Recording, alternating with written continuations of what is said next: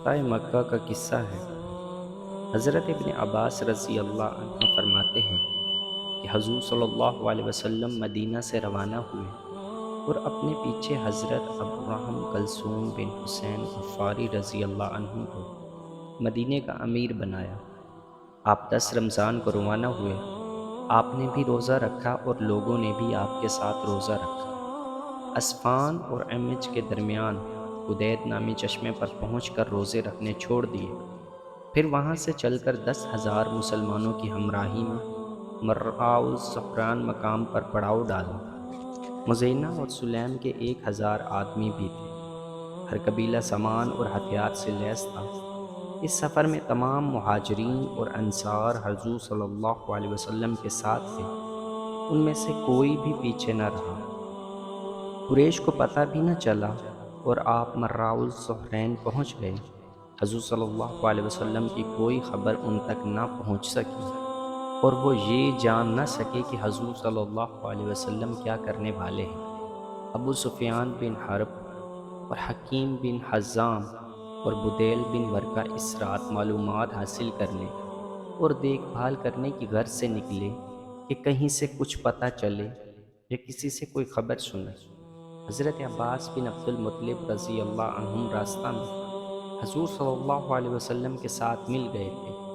ابو سفیان بن حارث بن عبد المطلب جو حضور صلی اللہ علیہ وسلم کے چچا زاد بھائی، اور عبداللہ بن ابی امیہ بن مغیرہ جو کہ حضور صلی اللہ علیہ وسلم کے پھوپھی زاد بھائی، اور آپ کی زوجہ محترمہ حضرت ام سلمہ رضی اللہ عنہا کے بھائی، مدینہ اور مکہ کے درمیان حضور صلی اللہ علیہ وسلم کے پاس پہنچ گئے۔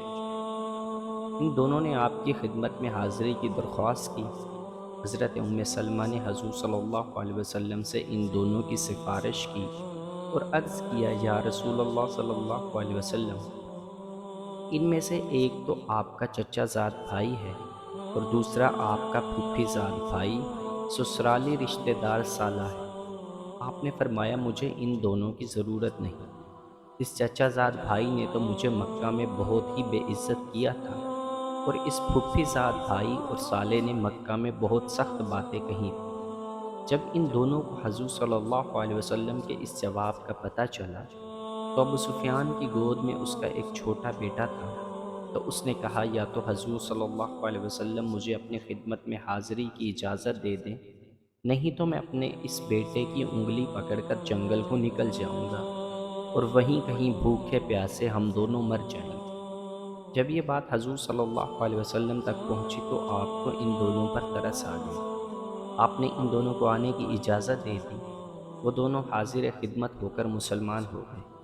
جب حضور صلی اللہ علیہ وسلم مرعاء الصفین میں ٹھہرے ہوئے تھے تو حضرت عباس رضی اللہ عنہ نے کہا، ہائے قریش کی ہلاکت! اگر حضور صلی اللہ علیہ وسلم مکہ میں فاتحانہ داخل ہوئے اور مکہ والوں نے حضور صلی اللہ علیہ وسلم سے امن طلب نہ کیا تو قریش ہمیشہ کے لیے ختم ہو جائیں گے۔ حضرت عباس فرماتے ہیں کہ میں حضور صلی اللہ علیہ وسلم کے سفید خچر پر سوار ہو کر چلا، یہاں تک کہ میں اراک مقام پر پہنچ گیا۔ میں نے سوچا شاید مجھے کوئی لکڑیاں چننے والا یا دودھ والا یعنی چرواہا یا کوئی ضرورت سے آیا ہوا آدمی مل جائے جو مکہ جا کر حضور صلی اللہ علیہ وسلم کی آمد کی خبر ان کو دے، تاکہ وہ حضور صلی اللہ علیہ وسلم کے فاتحانہ داخل ہونے سے پہلے ہی حضور صلی اللہ علیہ وسلم سے امن لے لیں۔ میں خچر پر جا رہا تھا اور کسی آدمی کی تلاش میں تھا کہ اتنے میں مجھے ابو سفیان اور بدیل بن ورقہ کی آواز سنائی دی۔ وہ دونوں آپس میں باتیں کر رہے تھے۔ ابو سفیان کہہ رہا تھا کہ میں نے آج تک نہ اتنی بڑی تعداد میں جلتی ہوئی آگ دیکھی اور نہ کبھی اتنا بڑا لشکر دیکھا۔ بدیل کہہ رہا تھا کہ اللہ کی قسم یہ آگ قبیلہ خزاعہ کی ہے، معلوم ہوتا ہے کہ یہ لوگ لڑائی کے ارادے سے نکلے ہیں۔ ابو سفیان نے جواب دیا کہ خزاعہ کی تعداد اتنی نہیں کہ وہ اتنی آگ جلائیں اور ان کا اتنا بڑا لشکر ہو۔ حضرت عباس فرماتے ہیں کہ میں نے حضرت ابو سفیان کی آواز کو پہچان لیا۔ میں نے ان کو آواز دی، اے ابو حنظلہ! انہوں نے میری آواز پہچان لی اور کہا کہ تم ابو فضل ہو؟ میں نے کہا ہاں۔ ابو سفیان نے کہا میرے ماں باپ تم پر قربان ہوں، اس وقت تم یہاں کیسے؟ میں نے کہا کہ اے ابو سفیان تیرا ناس ہو، یہ رسول اللہ صلی اللہ علیہ وسلم لوگوں کو لے کر آئے ہوئے ہیں، اللہ کی قسم ہائے قریش کی ہلاکت۔ اس نے کہا کہ میرے ماں باپ تم پر قربان ہوں، اب بچنے کی کیا صورت ہو سکتی ہے؟ میں نے کہا کہ اگر تم ان کے ہاتھ لگ گئے تو تمہاری گردن ضرور اڑا دی جائے گی، تم میرے ساتھ اس خچر پر سوار ہو جاؤ تاکہ میں تمہیں حضور صلی اللہ علیہ وسلم کی خدمت میں لے جا کر تمہیں ان سے امن دلوا دوں۔ چنانچہ اس کے دونوں ساتھی تو واپس چلے گئے اور وہ میرے پیچھے سوار ہو گئے۔ میں ابو سفیان کو تیزی سے لے کر چلا۔ جب بھی مسلمانوں کی کسی آگ کے پاس سے گزرتا وہ پوچھتے یہ کون ہے، لیکن حضور صلی اللہ علیہ وسلم کے سفید خچر کو دیکھ کر کہتے یہ تو حضور صلی اللہ علیہ وسلم کے چچا حضور صلی اللہ علیہ وسلم کے خچر پر جا رہے ہیں۔ یہاں تک کہ میں حضرت عمر بن خطاب کی آگ کے پاس سے گزرنے لگا تو حضرت عمر نے پوچھا یہ کون ہے، اور کھڑے ہو کر میرے پاس آ گئے۔ جب انہوں نے میرے خچر پر سوار ابو سفیان کو دیکھا تو کہنے لگی یہ تو اللہ کا دشمن ابو سفیان ہے، اللہ کا لاکھ لاکھ شکر ہے کہ اس نے مجھے تم پر قابو دے دیا ہے، اور اس وقت ہمارا تمہارا کوئی معاہدہ نہیں ہے۔ اور وہ حضور صلی اللہ علیہ وسلم کی طرف دوڑ پڑے، اور میں نے بھی خچر کو ایڑ لگائی اور میں ان سے آگے نکل گیا۔ اور ظاہر ہے کہ سوار پیدل آدمی سے آگے نکل ہی جاتا ہے۔ آگے جا کر میں خچر سے کود پڑا اور حضور صلی اللہ علیہ وسلم کی خدمت میں پہنچ گیا۔ اتنے میں حضرت عمر رضی اللہ عنہم بھی آ گئے اور انہوں نے کہا کہ یا رسول اللہ صلی اللہ علیہ وسلم، یہ ابو سفیان ہے جس پر اللہ نے قابو دے دیا ہے، اور اس کا اور ہمارا کوئی معاہدہ بھی نہیں ہے، آپ مجھے اجازت دیں میں اس کی گردن اڑا دوں۔ میں نے کہا یا رسول اللہ صلی اللہ علیہ وسلم، میں ان کو پناہ دے چکا ہوں۔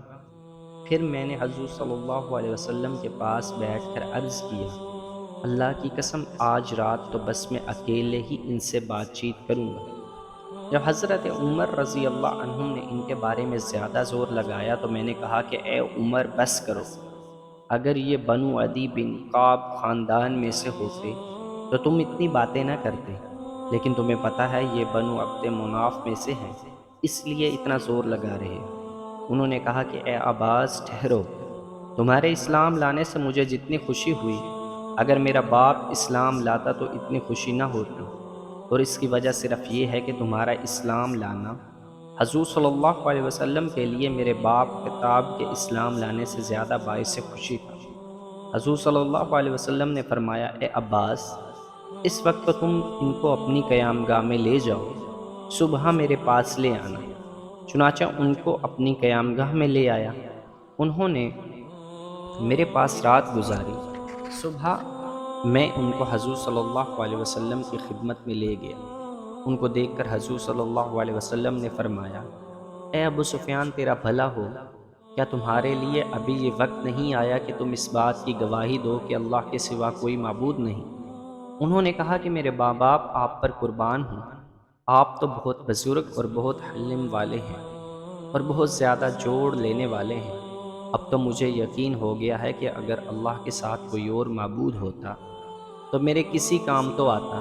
آپ نے فرمایا اے ابو سفیان تیرا بھلا ہو، تمہارے لیے ابھی یہ وقت نہیں آیا کہ تم اس بات کا یقین کر لو کہ میں اللہ کا رسول ہوں۔ انہوں نے کہا کہ میرے ماں باپ آپ پر قربان ہوں، آپ تو بہت بزرگ اور بہت حلم والے اور بہت جوڑ لینے والے ہیں، اس کے بارے میں ابھی تک دل میں کچھ کھٹک ہے۔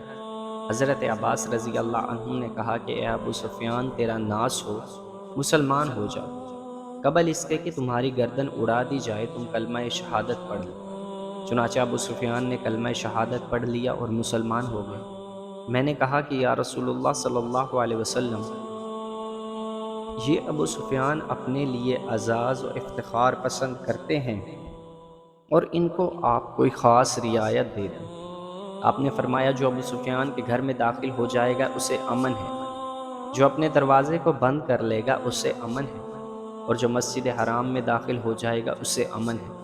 جب حضرت ابو سفیان واپس ہونے لگے تو حضور صلی اللہ علیہ وسلم نے فرمایا اے عباس ان کو لے جا کر وادی میں اس جگہ کھڑا کر دو جہاں پہاڑ کا کچھ حصہ ناک کی طرح سے آگے نکلا ہوا ہے۔ وہ جگہ پہاڑوں کے درمیان تنگ تھی تاکہ یہ وہاں سے تمام لشکروں کو گزرتے ہوئے دیکھیں۔ چنانچہ میں ان کو لے گیا اور وادی کی اس تنگ گھاٹی میں لے جا کر کھڑا کر دیا جہاں کا حضور صلی اللہ علیہ وسلم نے فرمایا تھا۔ وہاں سے قبائل اپنے جھنڈے لے کر گزرنے لگے۔ جب بھی کوئی قبیلہ گزرتا تو ابو سفیان پوچھتے کہ یہ کون لوگ ہیں؟ میں کہتا یہ بنو سلیم ہے، وہ کہتے مجھے بنو سلیم سے کیا واسطہ؟ پھر کوئی قبیلہ گزرتا، وہ کہتے یہ کون لوگ ہیں؟ میں کہتا یہ مزینہ ہے، وہ کہتے مجھے مزینہ سے کیا واسطہ؟ یہاں تک کہ تمام قبیلے گزر گئے۔ جو بھی قبیلہ گزرتا وہ پوچھتے یہ کون لوگ ہیں؟ میں کہتا یہ بنو فلاں ہیں، وہ کہتے ان سے مجھے کیا واسطہ؟ یہاں تک کہ حضور صلی اللہ علیہ وسلم لوہے سے لیس سیاہ دستہ میں گزرے۔ ان میں مہاجرین اور انصار تھے۔ ان کی آنکھوں کے علاوہ اور کچھ نظر نہ آتا تھا، یعنی سب نے فر اور زریں پہن رکھی تھی اور ہر طرح کے ہتھیار لگا رکھے تھے۔ تو انہوں نے حیران ہو کر کہا سبحان اللہ، یہ کون لوگ ہیں اے عباس؟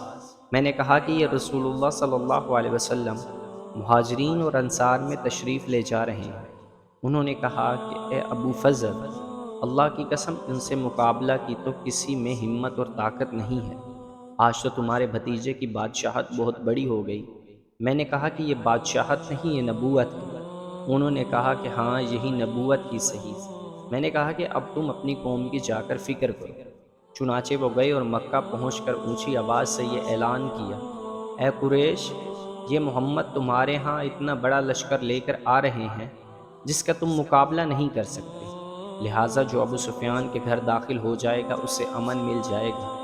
اس اعلان پر غصہ ہو کر ان کی بیوی ہند بنت عتبہ نے کھڑے ہو کر ان کی مونچھیں پکڑ لی اور کہنے لگی اس کالے کلوٹے کمینے کو قتل کر دو۔ ان کو دشمن کی جاسوسی کے لیے بھیجا تھا، یہ تو بڑی بری خبر لانے والا ہے۔ انہوں نے کہا کہ تمہارا ناس ہو، اس عورت کی باتوں سے دھوکے میں نہ آ جانا، کیونکہ حقیقت یہی ہے کہ محمد علیہ السلام ایسا لشکر لے کر آئے ہیں جس کا تم مقابلہ نہیں کر سکتے۔ جو ابو سفیان کے گھر داخل ہو جائے گا اسے امن مل جائے گا۔ لوگوں نے کہا کہ تیرا ناس ہو، کیا تمہارا گھر ہم سب کو کافی ہو جائے گا؟ انہوں نے کہا جو اپنا دروازہ بند کر لے گا اسے بھی امن ہے، اور جو مسجد حرام میں داخل ہو جائے گا اسے بھی امن ہے۔ یہ سن کر تمام لوگ اپنے گھروں اور مسجد کو دوڑ پڑے۔